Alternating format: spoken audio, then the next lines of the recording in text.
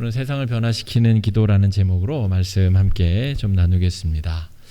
지난주에 이어서 야고보서 말씀을 다루고 있는데요. 야고보서의 주제는 믿음과 삶이 어떻게 일치할 수 있는가라고 하는 것입니다. 엊그저께 제가 본 인터넷 뉴스에도 목사 무슨 모녀가 이렇게 제가 그런 기사 제목을 보면 가슴이 좀 내려앉습니다. 또 무슨 일이 있었을까? 목사가 이렇게 이제 기사 제목이 붙은 거는 목사에게 기대하고 있는 세상의 일말의 희망이 저버려졌다, 이런 내용일 거 아니에요, 기사 내용이. 제가 대충 이렇게 기사를 보니까 여자 목사님하고 그 딸이 어느 고깃집에 가서 아주 추태를 부리던 모양이에요. 그래가지고 환불해달라, 그리고 계속 귀찮게 하고, 어쨌든 장사가 영업이 안 될 정도로 몹시 어렵게 한 모양이더라고요. 그래서 시민들의 공분을 샀다, 이런 내용이던데요. 믿는다는 것과 우리의 삶이 일치된다는 것이 그만큼 중요합니다. 그런데 이 야고보서는 정경, 우리 신약 성경의 멤버로 들어가기까지 수많은 논쟁들이 있었어요. 왜냐하면 율법적인 삶을 마치 신앙 구원의 전제 조건인 것처럼 읽힐 수도 있는 여지가 있기 때문에, 행위가 올바라야 마치 구원을 받을 수 있는 것처럼 오해받고 읽힐 수도 있는 여지가 있어서 정경으로 되는 과정에도 논쟁이 있었고, 또 마틴 루터 같은 종교개혁자들도 이 야고보서는 별로 쓸모가 없다, 이렇게 평가하기도 했다는 것이죠. 그런데 야고보서의 진짜 그 중요한 주제는 믿는 사람이 어떻게 믿는 대로 살아갈 수 있을 것이냐. 바꿔 말하면 예수 믿고 구원받았는데도 여전히 옛날 사람의 습성대로 살아가는 것이 오히려 이상하지 않은가? 오히려 구원받기 이전처럼 살아가는 태도에 대해서 그것이 얼마나 이상한 것인가를 야고보서는 아주 부각시켜서 드러내 보여주고 있습니다. 오늘 이 본문은 이 성도들의 기본적인 삶의 리듬, 삶의 태도에 대해서 다루고 있습니다. 야고보서 전체 주제 안에서 그 중에서도 성도가 기본적으로 어떤 삶의 태도를 가지고 살아가야 되는가, 13절에 한번 같이 읽어보겠습니다. 시작. 너희 중에 고난당하는 자가 있느냐? 그는 기도할 것이요. 즐거워하는 자가 있느냐? 그는 찬송할지라. 성도는 고난당하는 자는 기도할 것이고 즐거워하는 자는 찬송할 것이다. 이것이 성도의 기본적인 삶의 리듬, 패턴이다 라고 하는 것이죠.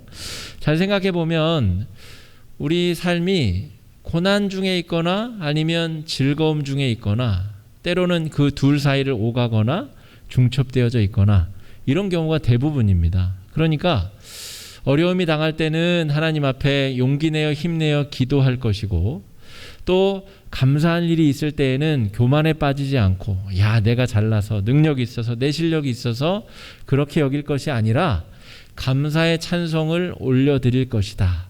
이 두 사이를 오가면서 신앙인은 삶의 균형을, 하나님과의 관계를 놓치지 않고 살아갈 수 있다라고 하는 것이죠.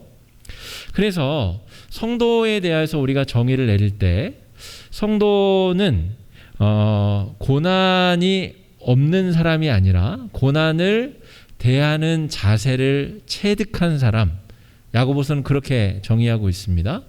성도라고 해서 코로나 바이러스가 피해가고 어려움이 없고 하면 예수 안 믿을 사람이 어디 있겠어요? 예수가 중요한 게 아니라 고난이 없는 것이 오히려 숭배의 대상이 되어버리는 종교, 그것은 기독교라고 할 수 없죠. 성도는 고난이 없는 사람들이 아니라는 것입니다.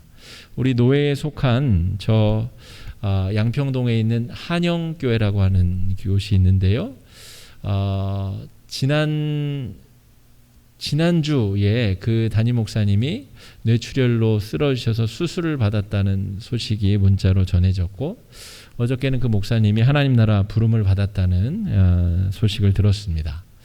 지지난주까지만 해도 강단에서 말씀을 전하시던 목사님인데 정말 날벼락처럼 그런 일을 겪었다는 것이죠. 그러면 하나님의 말씀을 전하는 목회자도 고난을 피해갈 수 없는 것이고, 정말 벼락처럼 그 유족들과 또 교회 성도들은 얼마나 큰 신앙적 위기 가운데 지금 직면하고 있습니까? 그러니까 여러분, 우리가 하나님을 믿고 구원받았다는 것은 고난이 없도록 기도하는 사람들이 아니라는 것이죠. 그럼 바른 기도도 아니고, 고난이 올 때에 어떻게 대처할 것인가, 고난이 올 때 어떻게 하나님 앞에 기도로 나아갈 수 있을 것인가, 심지어는 기도할 여력조차도 다 탈진해 버린 사람은 그러면 하나님 앞에 어떻게 설 수 있을 것인가. 오늘 야고보서는 그 기도에 대한 중요한 가르침을 우리에게 제시하고 방향을 제시하고 있습니다.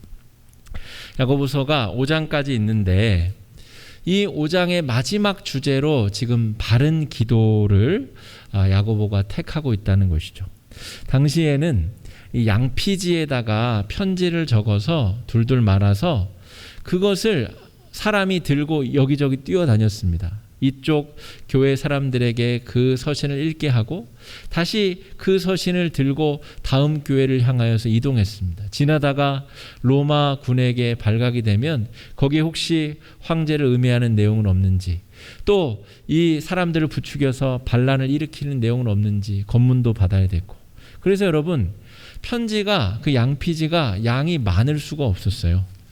이 5장으로 이루어진 야고보서도 그런 식으로 기록이 돼서 전해졌습니다. 그러니까 이 야고보 사도는 얼마나 하고 싶은 이야기가 많겠어요. 흩어져 있는 많은 초대 교회의 성도들에게 하고 싶은 이야기가 많았을 텐데, 압축하고 농축하여서 하고 있는 이야기의 그 마지막, 이 5장으로 이루어진 이 책의 이 마지막 부분을 우리가 어떻게 살아야 되는가, 구원받은 하나님의 백성들이 어떻게 기도하며 어떻게 살아야 되는가를 적고 있다는 것이죠. 그런 관점에서 오늘 이 기도와 관련된 이 가르침이 얼마나 중요하게 우리에게 와닿고 있는가. 야고보서는 우리의 기도는 세상을 변화시키는 기도라고 정의하고 있습니다. 성도가 어려움에 빠지면 기도해야 되는데, 더군다나 나뿐만이 아니라 우리 주변에 우리 이웃에 나와 관계 맺고 있는, 고난당하고 있는 사람들을 위해서 우리가 기도한다는 것이 얼마나 중요한 의미를 가지는지, 그것이 세상을 변화시키는 폭발력을 가지고 있다는 이야기를 우리에게 들려주고 있습니다. 오늘 야고보서가 이야기하는 기도, 여러 다양한 기도 중에 가장 아름답고 정말 성숙한 기도는 타인의 고난을 위해서 드리는 기도입니다. 여러분, 기도에는 다양한 종류들이 있습니다. 침묵 기도도 있고, 통성 기도도 있고, 합심 기도도 있고, 또 말씀을 중심으로 말씀 속으로 들어가서 하는 기도도 있고, 또 여러 잡생각들을 다 없애는 그런 기도도 있습니다. 다양한 기도 중에 오늘 야고보서에서 다루고 있는 가장 아름답고 성숙한 경지에 다다른 기도란 무엇이냐면, 타인의 고난을 위해서 하는 중보의 기도다라고 하는 것입니다. 여러분, 잘 생각해 보면 내 기도하기도 시간이 모자라지 않습니까? 내가 당하고 있는 어려움, 내 처자식들, 내 사랑하는 사람들, 그 사람들의 기도하기에도 시간이 부족하고 또 어려움에 있는 것이 사실인데, 나와 관련이 없고, 심지어 나를 잘 알지도 못하는 사람, 또 어떤 때에는 나와 적대적 관계에 있는 사람을 위해서 우리가 기도한다는 것이 쉬운 일이 아닙니다. 그러나 타인의 고난을 위해서 기도한다는 것, 예를 들어서 우리 교회 공동체 안에 서로 사위가 소원한 사람이 있어요. 또 때로는 말다툼도 하고 또 좀 이렇게 적대적인 관계에 있는 사람이 있어요. 그런데 그분이 교통사고를 당하거나 입원을 했다거나, 여러분 그때 어떤 마음으로 어떻게 그 상황에 대하시겠습니까? 야고보서는 아주 구체적으로 성도가, 구원받은 성도가 그때에 어떻게 행동해야 되는지를 기록하고 있다는 것이죠. 나와 조금 관계가 소원하더라도, 좋지 않더라도 그가 고난과 역경과 환난 가운데 있다면 그를 위해 마땅히 기도하는 것이 성도의 본분이요 성숙한 기도의 본질이다. 그렇게 이야기하고 있는 것입니다. 여러분, 타인을 위해서 기도한다. 타인이 고난당했을 때 그를 위해 기도한다는 것을 제가 조금 더 깊이 묵상해 보았습니다. 그러려면 무엇이 필요할까? 지금 나도 힘들고 내 고난 빠져나오기도 쉽지 않아서 나만을 기도하기에도 시간이 부족한데 타인을 위해서 기도하려면 뭐가 필요할까라고 생각해 본다면 남는 에너지가 필요합니다. 잉여 에너지, 잉여라는 말이 남는다는 뜻이죠. 그러니까 타인의 고난을 위해서 기도하려면 내 마음에 여유와 남는 힘이 필요하다는 것이죠. 내 고난을 잠시 뒤로 미루고 타인의 역경을 위해서 기도하려면 반드시 잉여 에너지가 필요하다는 것이죠. 여기서 한 걸음 더 들어가 보면 잉여 에너지는 어디로부터 생겨나는가? 여러분, 저와 여러분, 우리 스스로를 잘 알지 않습니까? 우리는 그렇게 좋은 사람들이 아닙니다. 내 마음 속에서 타인을 먼저 생각하고 타인을 먼저 고려하여 그 기도를 먼저 드릴 만큼 우리는 그렇게 착하고 선한 존재들이 아니라는 것이죠. 우리 안에 잉여 에너지를 주시는 분은 성령이십니다. 성령께서 우리 안에 계시기 때문에 성령께서 우리를 위해서 먼저 간구하시기 때문에 우리는 우리 안에 그 남는 에너지를 짜내어 타인의 고난을 위한 기도를 드릴 수 있다는 것이죠. 그래서 우리가 타인을 위한 중보 기도를 할 수 있다라는 그 마음의 자세는 우리 안에 이미 성령께서 주인이시며 성령 충만의 역사가 우리 가운데 벌어지고 있는 중요한 증거라고 볼 수가 있겠습니다. 또한 타인의 고난을 위해 드리는 기도는 예수님의 십자가를 닮은 기도라고 또 말할 수 있겠습니다.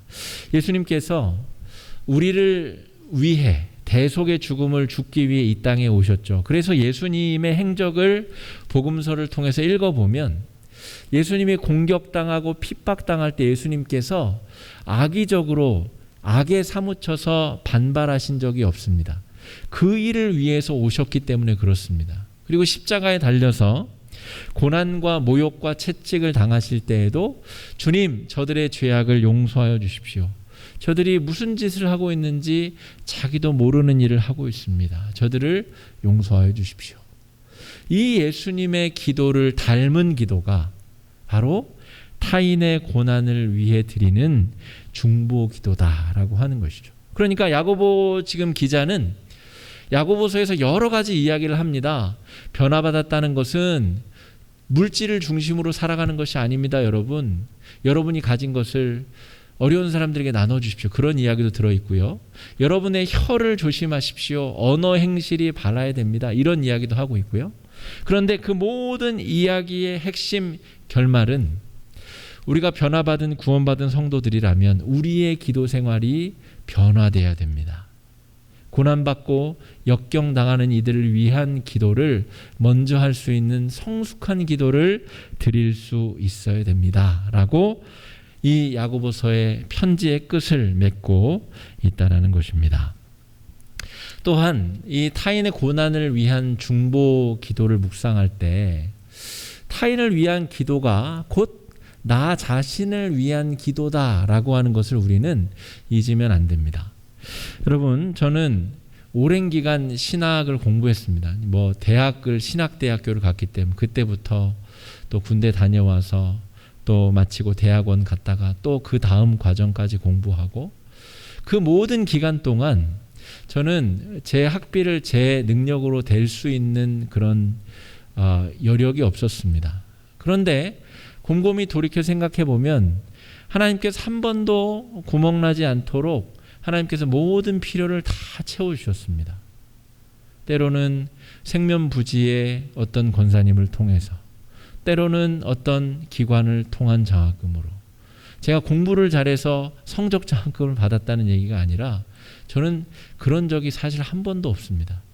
사실은 그렇지 않음에도 불구하고 하나님께서 모든 필요를 꼼꼼하게 채워주신 그 은혜가 제 삶의 여력 가운데, 여적 가운데 있다는 것이죠. 그런 마음으로 또 우리 화곡중앙교회는 지금 신학을 하고 계시는 여러 전도사님들의 학비를 보조하고 있고 또 여러 경로를 통해 다른 분들을 선교지에 우리가 필요한 자원들을 보내고 있는 것이죠. 제가 그렇게 신학을 공부한 것처럼 이 세상에 또 다른 필요가 있는 분들에게 우리 교회 선교헌금이 그렇게 쓰여지는 것입니다. 그러니까 나를 위한 기도가 곧 너를 위한 기도고 너를 위해 하는 기도가 곧 나를 위해 하는 기도라는 이 영적인 깨달음이 없이는 우리는 절대 타인의 고난을 위해 기도할 수가 없습니다. 인간은 본래 이기적인 존재이기 때문에 내 것 챙기기에도 여력이 없는데 어찌 남을 위해서 기도할 수 있다는 말입니까? 성령의 역사, 성령 충만의 역사, 그것을 깨닫게 해주시는 하나님의 지혜가 있어야 우리는 타인을 위하여 기도할 수 있는 능력을 얻을 수 있다는 것입니다. 레위기서를 보면 5개의 주요 제사에 대한 기록이 나옵니다. 제사의 목적, 제사를 드리는 구체적인 방법들이 묘사되어져 있습니다. 그 중에서 화목제라고 하는 제사는 쉽게 이해하자면 감사헌금입니다. 나한테 감사할 일이 있었을 때 하나님 앞에 드리는 제사가 화목제예요. 화목제를 다시 소분류를 내게 되면 감사로 드리는 화목제가 있고 서원, 하나님 앞에 뭔가를 약속하면서 드리는 화목제물이 있고 서원이 끝난 다음에 또 드리는 화목제가 있습니다. 그러니까 오늘 제가 지금 설명드리려고 하는 것은 그 중에서도 감사할 때 드리는 화목제를 어떻게 드리라고 하셨는가라고 하는 겁니다. 화목제를 드릴 때는 소나 양이나 염소를 잡아서 드려야 됩니다. 감사한 게 많은 사람일수록 더 값지고 더 큰 짐승을 잡아서 제물로 드리겠죠.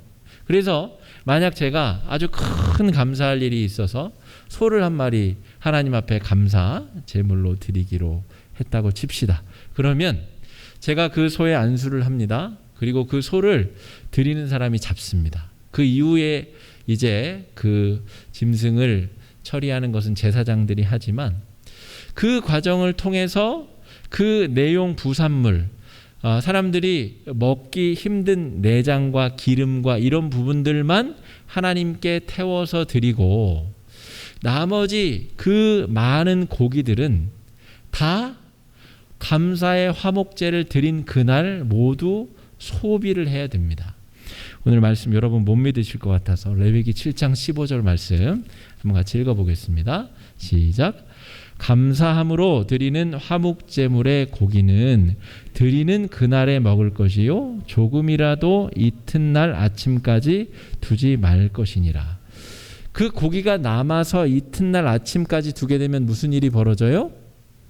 그 제사는 무효가 됩니다. 하나님 앞에 감사 제물을 드렸는데 무효가 된다는 것이죠.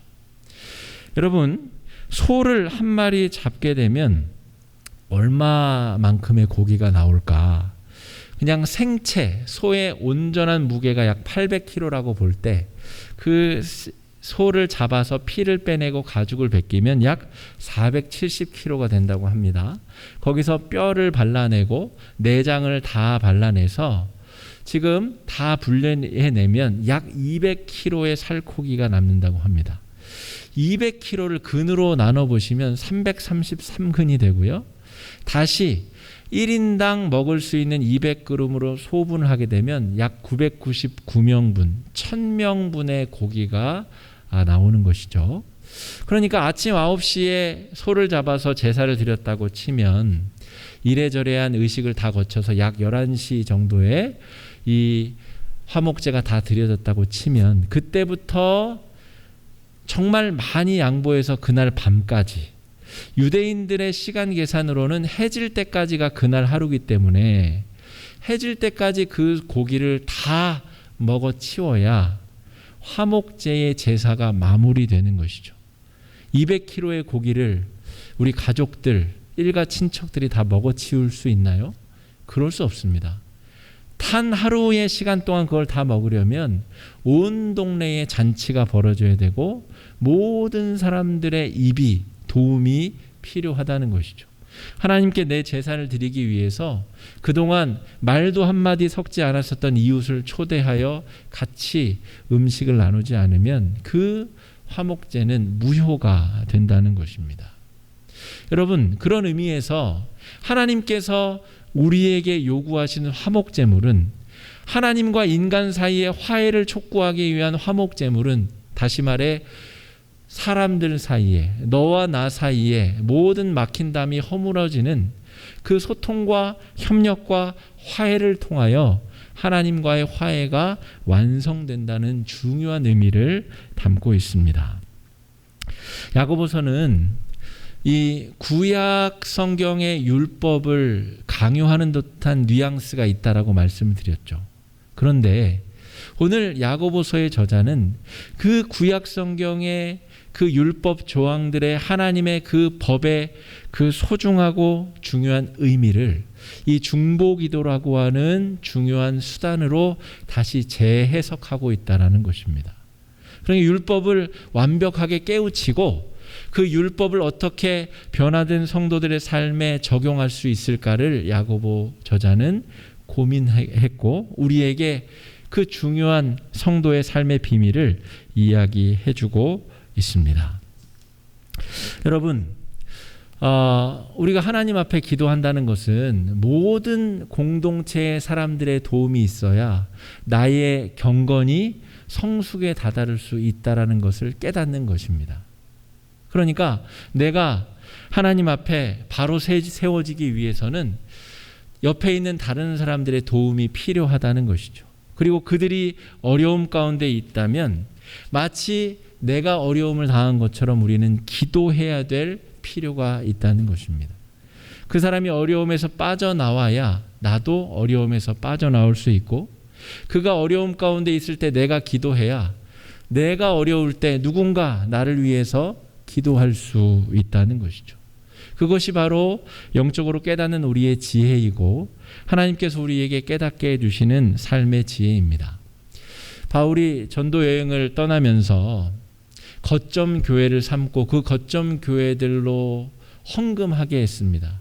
내가 다음에 복음을 전하러 갈 곳을 위하여 당신들은 헌금을 준비해 주십시오. 연보 헌금을 준비해 주십시오. 그 헌금을 가지고 그 사람들과 전혀 상관없는 곳에 가서 바울은 다시 복음을 전합니다. 그리고 그곳에서 또다시 연보 헌금을 모금하여 다른 지역에 가서 예수의 복음을 전했다는 것이죠. 이것이 신앙생활의 원리이고 우리 공동체가 존재할 수 있는 원리이자 근거라고 할 수 있겠습니다. 여러분, 이런 기도 우리가 드릴 수 있습니까? 원수 같은 사람, 그 사람이 지금 역경 가운데 있다면 여러분, 그 사람을 위해서 내 기도에 앞서서 그 사람을 위해서 우리가 기도할 수 있습니까? 여러분, 내년에 우리 새롭게 대통령이 선출될 텐데 아유 몰라, 내 인생하고 무슨 상관이야, 누군가 또 되겠지가 아니라 그 새롭게 선출될 대통령을 위해서 우리가 먼저 기도할 수 있습니까? 또 저 녹아내리는 북극 빙하에 굶주리고 있는 그 곰을 위하여서 우리가 기도할 수 있습니까?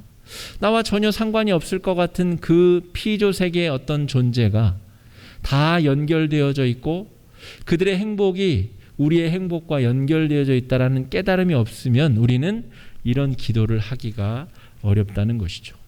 다른 종교를 가지고 있는 테러리스트들을 위해서 우리가 기도할 수 있습니까? 내전이 벌어지고 있고 난민이 발생하고 있는 그 나라를 위해서 우리가 기도할 수 있느냐는 말입니다. 우리 교회 안에 다른 성도, 내가 존경하고 사랑하는 다른 어떤 성도를 위해서 기도할 뿐 아니라 오늘 야고보서가 요청하는 것은 우리의 기도의 지경이 어디까지 확장될 수 있겠느냐라고 묻고 있습니다. 왜냐하면 피조 세계는 모두 하나님의 품 안에 연결되어져 있기 때문에 그렇습니다. 야고보서의 오늘 이야기는 다분히 그냥 공동체 안에 다른 이를 위한 병든 자를 위한 기도뿐만이 아니라 이 병든 피조 세계 전체를 위한 우리 성도들의 관심, 또 병든 피조 세계가 회복되고 고쳐지기 원하시는 하나님의 그 마음이 녹아져 있다라는 것을 우리가 기억할 수 있어야 되겠습니다. 환경이 파괴되고 기후가 변화되고 또 내전이 일어나고 군부가 독재를 일삼는 그 나라를 위한 애절한 마음의 기도, 마치 내가 고난 당하는 것과 같은 그런 기도를 우리가 드릴 수 있느냐? 오늘 성경은 우리에게 묻고 있습니다. 지난 주중에 우리 대통령이 유엔에 가서 남북 종전 선언을 위한 아주 역사적이고 기념비적인 연설을 하였습니다. 그런데 일부 언론에서 또 어떤 정치인들은 그것을 억지로 깎아내리고 폄훼하여서 마치 평화는, 통일은 우리와 아주 동떨어지고 먼 이야기인 것처럼, 국익을 해치는 것처럼 그런 기사를 쓰고 그런 언행을 하는 정치인들도 있었습니다. 그런데 여러분, 뭐 진보냐 보수냐 이런 걸 다 떠나서 오늘 야고보서의 관점에서 그 대통령의 연설을 볼 때 그것은 분명하고 명확한 지향점을 가지고 있는 것입니다. 연약하고 고통당하고 하나님을 마음대로 믿을 수 없는 저 북녘 땅을 향한 하나님의 뜻이 무엇이냐? 종전선언이 되어야 평화 통일을 위한 첫 발을 내디딜 수 있기 때문에 그 종전선언의 의미를, 그것을 촉구하는 대통령의 선언적 의미를 말씀에 비추어 해석할 수 있는 능력이 성도들에게 필요하다는 것이죠. 이것은 좌우도 아니고 진보 보수의 문제도 아닙니다. 하나님의 뜻이 고통당하고 연약한 자들을 위해서 예수를 먼저 믿은 너희들은 뭐하고 있느냐라고 우리에게 다그쳐 물으시는 그 음성이 우리에게 들려져야 된다는 것이죠. 저 북녘 땅에 하나님의 구원의 손길이 속히 임할 수 있는 방법이 있다면 그것을 위하여 성도들이 함께 기도하고 애쓰고 노력해야 될 것입니다. 이 시대의 부의 불공정한 분배의 문제를 위해서, 공평과 정의가 행해지지 않는 문제에 대해서 우리가 기도할 기도의 제목들이 쌓이고 쌓여 있다는 것입니다. 여러분, 성도들은 그런 사람입니다. 내가 큰 은혜를 받았기 때문에 내 자신의 기도 제목을 뛰어넘어 이 피조 세계를 향한 그 고통과 아픔에 대해서 기도할 수 있는 잉여 에너지를 받은 사람들이라는 것이죠. 그래서 오늘 야고보서가 이야기하고 있는 가장 고상한 기도는 다시 기도를 되돌려 받을 수 없는 대상을 위한 기도입니다. 이 피조 세계가 나를 위해서 다시 중보기도를 해줄 수 있을까요?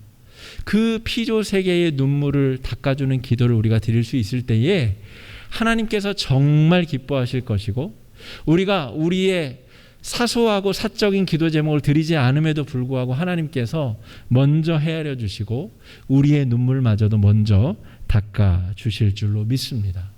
그러한 하나님의 은혜를 경험하는 공동체가 성도들의 공동체이고 성도들의 삶이 되어야 될 줄로 믿습니다. 다가오는 한 주간의 삶도 역경 가운데 있으실 때 기도하시고, 감사할 일이 있으실 때 찬송할 수 있는 은혜의 한 주, 승리하는 한 주가 되시기를 주님의 이름으로 축복합니다. 이 시간에 말씀 의지해서 함께 기도하며 나아가겠습니다. 기도하겠습니다.